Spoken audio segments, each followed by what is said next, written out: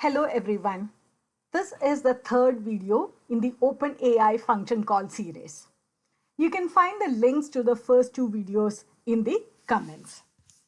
So let's start with the OpenAI blog announcement on function calling. So one of the use cases that they have mentioned is converting natural language into API calls or database queries. So that is, the function calling feature will enable the conversion of a natural language query into either API call or a database query. For example, a question like who are my top 10 customers this month can be transformed into an internal API call, such as get customers by revenue. So that's basically the function name. And this would take as parameters three things. One is the start date, the other one is the end date, and the third parameter is limit. Similarly, queries like how many orders did Atme Inc. place last month can be translated into a SQL query by using a function called SQL query, which takes as input a query string. So in today's video, I'll be taking you through converting natural language into API calls. The conversion into database queries will be part of another video. So let's get started with the notebook. So I have provided the link to this collab notebook in the comments. So in case you're interested, you can download the notebook and follow along. Also, in the interest of time, I have pre-run this notebook and I'll be taking you through the code as well as the outputs. So before we get started, there are a couple of prerequisites. So one is getting the OpenAI API key, which you can get at platform.openai.com. Be very careful with these API keys, and I would suggest that you use them as an environment variable instead of directly use them in the code. Because if you use them directly in the code and you upload it somewhere without masking the key, then your key would be exposed. So the first step is to install the required packages. And I have installed python.env and openai here. Python.env is required for reading the environment files. Next step is importing the required packages. So I'm importing 5 packages here: os.env, openai, requests, and JSON. And what I have done is I have put my environment variables in a file called .env within the env files folder. So next step is to read the environment file, and within the environment file I have put the OpenAI API key in the variable OpenAI underscore API underscore key. So read that value into OpenAI dot API underscore key variable. So next step is to define the API call. So based on your use case, you can define the appropriate function. But what I'm using here is I'm using an API from datausa.io. And what this API does is it gives me the population of United States from the year 2013 until 2020. So this is the API that I am using here. So I define a function called get population data from API. It takes 2 parameters, start year and the end year. And within this function, I call the datausa API. I get all the I get the response from this API call, and then what I do is I parse through this response, and then I just pick the population values of all the years between start year and end year. Remember that these 2 years are included in the search, right? So you in the next cell, I am running this function get population data from API using two values 2015 and 2019, and you will see that in the response you'll get an sorry about that. Let me go back. Yeah. So in the response, you will see that you get an array. Uh, each of the elements of the array has the year and the corresponding population for all the years between 2015 and 2019. So now that we have defined the function which will call an API, let's get into OpenAI's function calling. So as I mentioned in my previous two videos, there is a three-step process for calling the OpenAI's function calls. So let's start with step one, which is call the model with the functions and the user's input. So we set the messages array. The array will have the object, will have a JSON object which has two elements. One is the role, which is user, since this message is coming from the user. And then we set the content to be the user's query. In this case, it is like what is the year-wise population of United States in the second half of last decade. And the next step is to define the functions. So the functions are defined within an array. So we call this array functions here. And this array here has only one function here. So each of the function is a JSON object, and the function will have a name, which is get population data from API in this case, followed by a description. So description is a clear, concise description of what this function will do, which is basically get the population of a country between the years specified.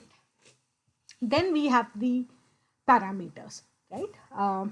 So we specify that the parameters to this function should be returned as an object, and then we go on to specify what would be the elements of this object. So this has two elements. One is start year and the other one is the end year. Both of them are of type string, and start year will have a description which says what it stands for, which is the starting year for which the population is requested. Similarly, end year, the description is the ending year for which the population is requested. Then we go on to specify what are the required or the must-have elements when the function returns the parameter object. And here we say that both the start year and the end year are mandatory parameters, right? And then we go on to describe available functions JSON. So here we map the name which is specified in the function, which is get population data from API, with the actual name of the function call that we have defined earlier, right? So the Python function that we defined earlier. So here the function also had the same name, get population data from API. So with all of these things set, next step is to call the OpenAI chat completion create API. So we have already set the API key in OpenAI dot API underscore key. Next step is to set the model value. So if you have to use function calls, you can use either GPT 3.5 or 4, but remember to append 0613 to these model names.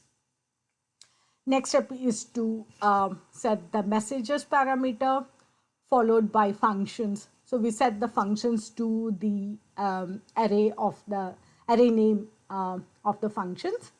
Then the last parameter here, function call equal to auto. So that's not a mandatory one, it's an optional one, but it's a good practice to kind of set it.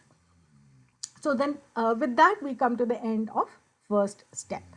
So the next step is to use the model response to call your API. So before I take you through the code of step 2, let's look at what was returned to us in response message from this API call. So here you get a JSON object, and the role is assistant, because of course this message is coming from the bot. The content is null, and we also have another parameter called function call. So this is again a JSON object which has two elements. One is name, which is basically the name of the function, and then as arguments we get the start year as 2015 and the end year as 2019. So just for clarification, here a decade is kind of considered from 2010 to 2019. I know there are people who argue that a decade is from say 2011 to 2020, but here what is being followed is the years from 2010 until 2019 is 1 decade, and that's why the second half of last decade is being calculated as 2015 to 2019. Okay, so with that, let's go back to the code in step 2. So what we do is we parse this response, and then we get the function call object, and from that we retrieve the function name, which is get population data from API. Then we get the actual name of the function to call by using the available functions object. Next step is to get the function arguments. So we get it from the arguments element inside function call. So we get the values of start year and end year, and what we do is now we call the Python function get population data from API, and the response from this function call is stored in function response. So let's see how that response looks like. So if you look here, you'll see that an array is returned where you will have the population for each of the years requested, that is the years from 2015 to 2019 both included. With that, we come to the final step in the OpenAI's function calling, which is send back the response you got from your function call back into the model to summarize, right? So before we send it, what we do is we started with the messages array, which had the which had the user's query. We append to it the bot's response, and we also append something else. So we append another object where we set the role as function, the name as the function name, and the content as the function response. And then what we do is we call the OpenAI chat completion create API once again. And note that this time we need not provide the functions parameters, because the LLM has kind of identified which function to call, and it has also kind of provided the responses to the function, and we have called the function and we have got the response. So the functions are all out of the way, and we just need to provide the model name as well as the message. And once we make the API call, we get a response which is captured in the variable response to user.